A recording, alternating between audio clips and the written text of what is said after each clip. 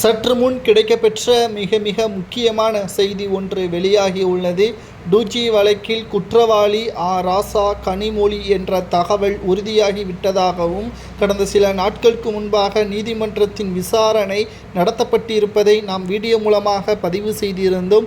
அதன் மறு விசாரணையானது இன்று காலையிலேயே டெல்லி சிறப்பு சிபிஐ நீதிமன்றத்தில் விசாரணை நடைபெற்றுள்ளது. அதில் கனிமொழி அவர்களும் ராசாவும் குற்றவாளிகள் என்பதற்கேற்ப சிபிஐ துறை அதிகாரிகள் அனைத்து ஆவணங்களையும் சமர்ப்பித்து விட்டார்கள். கிட்டத்தட்ட 2007ஆம் ஆண்டு முதலே இந்த வழக்கானது நடைபெற்று கொண்டிருக்கிறது.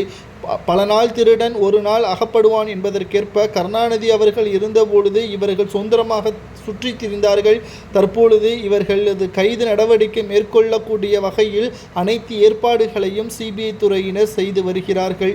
ஒன்றல்ல இரண்டல்ல சுமார் 14,000 கோடிக்கு மேலாக மெகா ஊழலை மிகப்பெரிய அளவிலான கமிஷன்கள் மட்டும் இவர்கள் செய்ததாகவும், பல லட்சம் கோடி ஊழலை இந்தியாவின் வளர்ச்சியை தடை செய்யும் விதமாக தொழில்நுட்பத்துறை அமைச்சராக மத்திய அமைச்சராக செயல்பட்ட ராசா அவர்கள் மூலம் இது நடைபெற்றிருப்பதாகவும் தற்பொழுது 2வது கட்ட விசாரணையில் சிபிஐ துறையினர் கூறியிருக்கிறார்கள். பல ஆயிரம் கோடி கமிஷன்கள் மட்டும் இவர்களுக்கு வழங்கியது தெரிய வந்துள்ளது.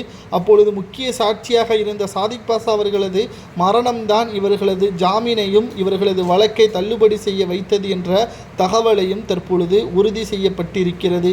சரி, கனிமொழி அவர்களை பதவியிலிருந்து பறிக்க சட்டசபையில் தீர்மானங்கள் நிறைவேற்றப்படுமா? அதாவது எடப்பாடி பழனிசாமி அவர்கள் இந்த வழக்கை பற்றியான முதல் கட்ட விசாரணை பற்றியான தகவலை சட்டசபையில் கூறியிருக்கிறார். அதில் திமுகவின் மிக முக்கியமான எம்பிக்களாக இருக்கக்கூடிய ராசா, கனிமொழி, தயாநிதி மாறன் இவர்களது எம்பி பதவி பறிக்கப்படுமா, அதற்கான தலைமை உத்தரவை பிறப்பிக்குமா என்ற கேள்விற்கு நீதிமன்றத்தின் இறுதி தீர்ப்பு வந்த பிறகு அதை பார்த்து கொள்ளலாம் என்று ஸ்டாலின் அவர்கள் கூறியிருக்கிறார்.